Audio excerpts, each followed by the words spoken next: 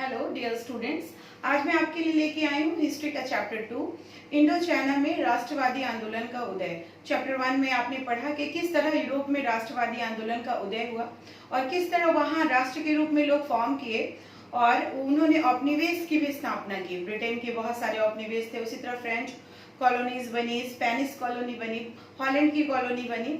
तो यहाँ Indo China जो एशिया का कंट्री था, वहाँ पे किस तरह से उन्होंने राष्ट्रवादी आंदोलन चला करके फ्रेंच लोगों से मुक्ति पाई। तो इसे आज हम मैप के रूप में पहले देखेंगे। आप मैप में देख सकते हैं कि किस तरह इंडो चाइना जो है 3 कंट्रीज से मिलकर के बना है। इसमें नॉर्थ इधर पश्चिमी की तरफ है, क्या है, लाओस है, इधर कंबोडिया है साउथ में, और इधर वियतनाम है। वियतनाम जो था वो काफ़ी डेवलप्ड था एक तरह से बोल सकते हैं, क्योंकि इसमें सिल्क रूट यानी ये कि समुद्र की तरफ से, ये देख रहे हो कि यहाँ पे बंगाल की खाड़ी इधर है और इधर क्या है, दक्षिण चीन चाइना सागर जो है वो यहाँ पे है। अब आपने देखा मैप में किस तरह लाओस, कंबोडिया और वियतनाम, इन्होंने चाइना से, क्योंकि ये चाइना से सटे हुए थे, इसके उत्तरी भाग में लाओस के जस्ट ऊपर चाइना था, तो इन्होंने 1945 ईस्वी में ही चाइना से लगभग आज़ादी प्राप्त कर ली थी। लेकिन चाइना से आज़ादी मिलने के बाद ये यहाँ पे समुद्री सिल्क रूट और वियतनामी समुदाय जो चाइना से अलग होने के बाद भी वियतनाम बहुत ही महत्वपूर्ण था अपने आप में, ये क्योंकि यहाँ समुद्र से जुड़ा हुआ था, तो समुद्री सिल्क रूट यहाँ पे था। उसके अलावा यहाँ पे खमेर और कंबोडियाई लोग भी पाए जाते थे। तो पाए क्या, कंबोडिया के लोग कंबोडियाई होते थे। तो ये 3 तरह के विभिन्न तरह के लोग यहाँ पे निवास करते थे। तो ये चीन के साय से तो आज़ाद हो गए थे, लेकिन यहाँ पे कब आया ट्रांसफॉर्मेशन, जब 1858 ईस्वी में पहली बार फ्रेंच ने अपनी कॉलोनी बसानी शुरू करी। औपनिवेशिक वर्चस्व और उसका प्रतिरोध। 1858 ईस्वी में पहली बार फ्रांसीसी सेना ने क्या किया, वियतनाम में 80 के दशक के मध्य तक पूरे उत्तरी इलाके में क्या किया, कब्जा कर लिया। उसके बाद फ्रांस चीन युद्ध के बाद चीन के साथ भी युद्ध होता था। आप उसमें देख सकते हो, उसमें टोकिन जो सबसे नॉर्थ के साइड में है, यानी कि चाइना के बॉर्डर के पास है, टोकिन और अनाम थोड़े साउथ में है वियतनाम के पास। ये दोनों जगह पर फ्रेंच ने 1887 में इंडो चाइना का गठन किया। वहाँ की जो डायनेस्टी थी, जो वहाँ की मुख्य डायनेस्टी थी, इसमें नग्युएन डायनेस्टी थी, जो यहाँ की मुख्य राजा की डायनेस्टी थी। इसके साथ जो गार्नियर एक फ्रांसीसी सिपाही था या फिर सेना का कमांडर था, उसके युद्ध की बहुत ही ज़्यादा युद्ध हुआ। उन्होंने बहुत सारे क्षेत्र पे फ्रांसीसी लोगों को कब्जा करने में इसने हेल्प किया, लेकिन वहाँ के लोग भी बड़े लड़ाकू थे और वहाँ इस डायनेस्टी के लोगों ने इसे मार डाला। लेकिन फिर भी 1887 ईस्वी तक आते आते फ्रेंच में पूरी तरह से फ्रेंच लोगों का इंडो चाइना पे पूरी तरह से लगभग कब्जा हो चुका था। उसके बाद अब देखते हैं कि फ्रांसीसियों को औपनिवेश की जरूरत क्यों पड़ी।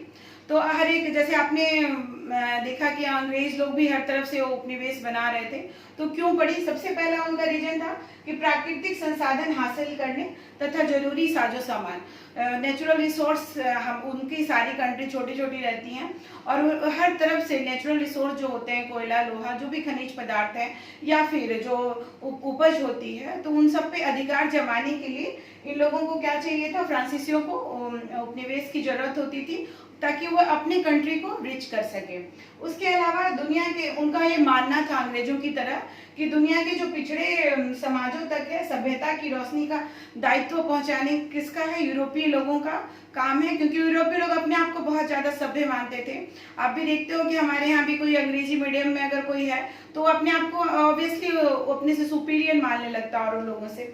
तो इसी तरह ये लोग भी, यूरोपीय लोग भी जानते थे कि ये पिछड़े जो समाज है वहाँ पे इनकी सभ्यता यानी कि अनसिविलाइज्ड है ये लोग, और इनको सभ्य करना क्या है, यूरोपीय लोगों का काम है।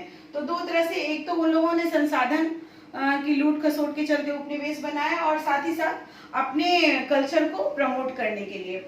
तो इसके लिए उन्होंने क्या किया, मेकोंग डेल्टा, मेकोंग वहाँ की जो नदी है, वहाँ पे क्या किया, खेती बढ़ाने के लिए नहरें बहुत सारे कैनाल्स बनाए और जल निकासी की भी व्यवस्था की।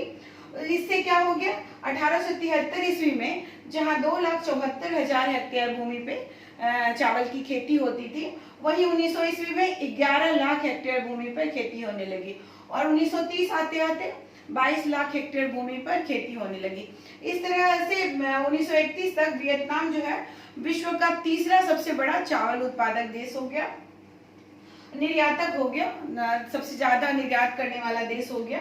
अब बहुत सारी संरचनात्मक परियोजनाएं, कंस्ट्रक्शन का काम भी उन्होंने किया, इसलिए कि जरूरी था क्योंकि इन्हें व्यापारिक रूप से भी अपने आप को समृद्ध करना था, फ्रेंच के सामानों को यहाँ बेचना था, साथ ही साथ कंट्रोल करने के लिए अपने उपनिवेश को, वहाँ पे सैनिकों को भी आवाजाही के लिए उनको क्या करना था, संरचना की व्यवस्था करनी थी। तो उन्होंने सड़क और रेल मार्ग का निर्माण किया। जो दो तरह के रेल मार्ग, ये बहुत ज्यादा इम्पोर्टेंट है। उत्तर से दक्षिण को जोड़ने वाली, उत्तर से दक्षिण यानी कि नीचे जो सबसे वियतनाम से ऊपर लाओस तक जोड़ने वाली रेलवे 1910 तक इसका निर्माण पूरा हो गया था। उसके बाद एक और नेटवर्क था जो उत्तर से दक्षिण वाली चीन के सेनान प्रांत तक भी जाती थी, और इसके बाद नोमपेन से श्याम तक, नोमपेन है ये यहाँ पे इंडो चाइना से लेके श्याम जो अभी थाईलैंड कहा जाता है, वहां तक इन्होंने रेल लाइन का विस्तार किया, यानी कि उत्तर दक्षिण और पूर्व पश्चिम दोनों तरफ से इन लोगों ने रेल लाइन का विस्तार किया। अब हम देखते हैं कि क्या उपनिवेशों का विकास करना जरूरी है। आपने देखा कि उपनिवेशों की जरूरत क्यों थी, ये जाना। अब क्या उनका विकास भी करना, अगर उपनिवेश खोज लिए तो क्या उनको डेवलप भी करना जरूरी है, और किस हद तक डेवलप करना जरूरी है। कोई भी अगर इन्वेस्ट करता है, कोई तो अपना प्रॉफिट देख करके इन्वेस्ट करता है, तो कितना हद तक इसको जरूरी है विकास करना। तो यहाँ पे एक पॉल बर्नार्ड नाम के एक बहुत बड़े चिंतक थे फ्रांसीसियों के, उन्होंने कहा कि अर्थव्यवस्था तथा बाजार की विकास के लिए, यानी कि अगर हमारे सामान, अगर फ्रेंच वाले सामान हम बेचना चाहेंगे तो उनको अगर डेवलप नहीं करेंगे तो फ्रेंच सामान भी या फ्रेंच का बाजार भी, हमारा वो अर्थव्यवस्था मजबूत नहीं हो पाएगा। तो और उसके बाद फिर विकास के लिए जरूरी थी ये सब चीजों का डेवलप करना। लेकिन वहाँ पे प्रॉब्लम क्या क्या था, प्रॉब्लम था कि आबादी बहुत ज्यादा थी वहाँ, और उसके बाद खेती में उत्पादन का स्तर भी बहुत कम था, चावल की खेती वगैरह बहुत कम हो रही थी पहले। और उसके बाद किसान भी थे, जो नॉर्मल जो हमारे विकासशील देशों के किसान होते हैं, हमेशा कर्ज में डूबे थे। उसके बाद उन्होंने देखा कि जापान में भूमि सुधार से, और जापान उसके पास ही की कंट्री है, एशिया की ही कंट्री है, जिन्होंने भूमि सुधार से 1890 में ही भूमि सुधार कर लिया था जापान ने। तो वहाँ पे बहुत ज्यादा भूमि सुधार से क्या हो गई, प्रगति हुई। इसके अलावा भी वियतनाम में एक तरफा अनुबंध व्यवस्था भी बहुत ही ज्यादा प्रचलित थी। वियतनाम जो मुख्यतः चावल की खेती और रबड़ की बागान की खेती, यानी कि रबड़ की जो खेती होती थी, रबड़ जिससे टायर ट्यूब वगैरह बनाए जाते हैं, उसकी खेती के लिए प्रसिद्ध था। तो एक तरफा अनुबंध व्यवस्था ये रबड़ के बागान के जो मजदूर है उनके लिए लागू होती थी। इसमें जो मजदूर होते थे उनका कोई भी हक नहीं रहता था, सारे जो हक दिए जाते थे वो किसको, जो बागान के मालिकों को दिए जाते थे। तो इस तरह की अनुबंध व्यवस्था भी यहाँ पे थी। उसके बाद हम देखते हैं कि औपनिवेशिक शिक्षा की दुविधा। अब उन लोग चाहते थे कि विकास हो जाए, कि और कितने हद तक विकास हो, तो शिक्षा है विकास का एक बहुत बड़ा माध्यम है। तो अंग्रेजों की तरह ये फ्रांसीसी भी क्या करते थे, लोगों को सभ्य बनाना चाहते थे। तो वो चाहते थे फ्रांसीसी नागरिक, जिनको क्या कहते थे, कोलोन कहा जाता था, को नौकरी खोने का भी भय था, इसलिए वो चाहते थे कि कितनी हद तक शिक्षा दी जाए इनको। शिक्षा का माध्यम क्या हो, क्या फ्रेंच हो माध्यम, या वियतनामीज हो, या फिर वो चाइनीज को हटाना चाहते थे, क्योंकि अभी भी शिक्षित जो अभिजात्य वर्ग थे, धनी वर्ग थे, उसमें चाइनीज लोगों का बोलबाला था। तो चाइनीज व्यवस्था को हटाना चाहते थे, तो वो चाहते थे कि फ्रेंच से दिया जाए शिक्षा या फिर ये वियतनामी से। तो फिर किसी ने कहा कि नहीं, प्राइमरी लेवल पे क्या दिया जाए, वियतनाम भाषा से शिक्षा दी जाए, और उच्च स्तर की व्यवस्था में क्या दी जाए, फ्रेंच लेवल से शिक्षा दी जाए। तो इस तरह का भी दुविधा था कि क्या किस तरह का शिक्षा दिया जाए, कितना पढ़ाया जाए, कैसे पढ़ाया जाए। तो उसके बाद फिर आधुनिक सोच और शिक्षा की भाषा में देखते हैं कि वियतनाम के धनी और अभिजात्य चीनी जो थे, वो क्या थे, वो अब चीनी संस्कृति के प्रति बहुत ज्यादा उनका लगाव था। लेकिन फ्रांसीसियों ने क्या किया, स्कूल भी खोला और कन्फ्यूजन जो था फ्रांसीसी और वियतनामी भाषा में शिक्षा दी जाए। तो लेकिन ये फ्रांसीसी जो थे थोड़े धूर्त किस्म के थे। उन्होंने 1925 में 1.7 करोड़ लोगों में, इतने लोग स्कूल में पढ़ रहे थे, उसमें से सिर्फ 400 बच्चे ही स्कूल पूरा कर सके। क्यों? क्योंकि उन्हें फेल कर दिया जाता था। सोच रहे हो आप कि 1,70,00,000 लोगों में सिर्फ 400 व्यक्ति हैं जो स्कूल पास कर सकते हैं, तो कितनी बुरी व्यवस्था थी। वो चाहते ही नहीं थे कि वो स्कूल पूरा कर सके। अगर वो पूरा करेंगे तो उनको अच्छी नौकरी मिल जाएगी, फिर वो उस लेवल में आ जाएंगे जो फ्रांसीसी लोग बिल्कुल नहीं चाहते थे। तो इसके अलावा भी उन्होंने सिर्फ शिक्षा पे ही नहीं चेंज किया, साथ ही साथ रहन सहन के स्तर में भी उन्होंने चेंज लाने का या बदलाव लाने का प्रयास किया। आधुनिक टिकने की चाह, इसमें पश्चिमी ढंग की शिक्षा के लिए टोकन फ्री स्कूल की स्थापना की गई। ये मेनली यहाँ पे जो विज्ञान, स्वच्छता और फ्रांसीसी भाषा ये आदि की यहाँ पे पढ़ाई होती थी।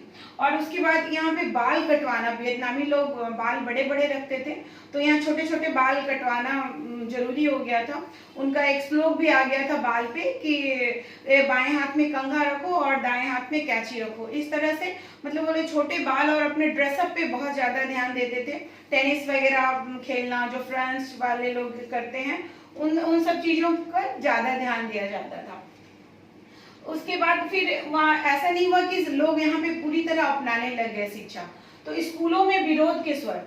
तो यहाँ पे जो शिक्षक और विद्यार्थी ने आंख मूंद करके जो भी फ्रेंच लोग उनकी बुक में डाले या फिर जो भी सिलेबस बनाया उसको आंख मूंद करके वो फॉलो नहीं करते थे। तो उन्होंने क्या करा, 1926 का एक उदाहरण देखते हैं। साइगोन नेटिव गर्ल्स स्कूल में एक आंदोलन हुआ।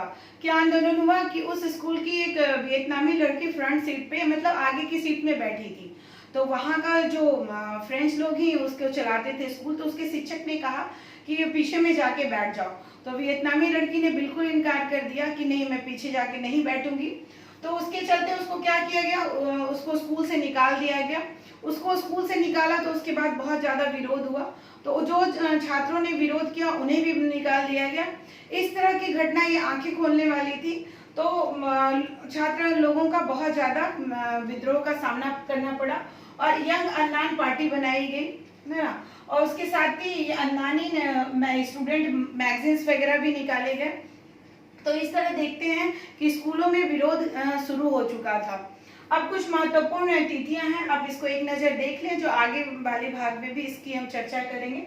1802 ईस्वी में न्गुयेन आन की ताजपोशी हुई, जो यहाँ के मुख्य राजा थे, ये लोकल राजा थे, उनकी ताजपोशी हुई। और 1867 ईस्वी में कोचिन चाइना को फ्रांस का उपनिवेश बना दिया गया। जो दक्षिणी भाग था फ्रांस का उपनिवेश बना, उत्तरी भाग में इस वंश का ही शासन था। उसके बाद 1887 में इंडो चाइना यूनियन की स्थापना हुई। उसके बाद 1930 ईस्वी में हो चिन मिन द्वारा वियतनामी कम्युनिस्ट पार्टी की स्थापना हुई। और 1945 में वियतनामी जन विद्रोह भी हुआ। और उसके बाद 1976 ईस्वी में वियतनाम में समाजवादी गणराज्य की स्थापना हुई। इस तरह 1976 ईस्वी में आते आते उनको वास्तविक स्वतंत्रता मिली। कहाँ से? 1945 ईस्वी में 1945 ईस्वी में आज़ादी जो मिल गई थी, लेकिन ये फ्रेंच के चलते इनको आखिरी स्वतंत्रता कब जा करके मिली? 1976 ईस्वी में। इसे फिर आगे हम लोग देखेंगे कि किस तरह फ्रांस वालों ने यहाँ पे विभिन्न तरह के मॉडिफिकेशन किए।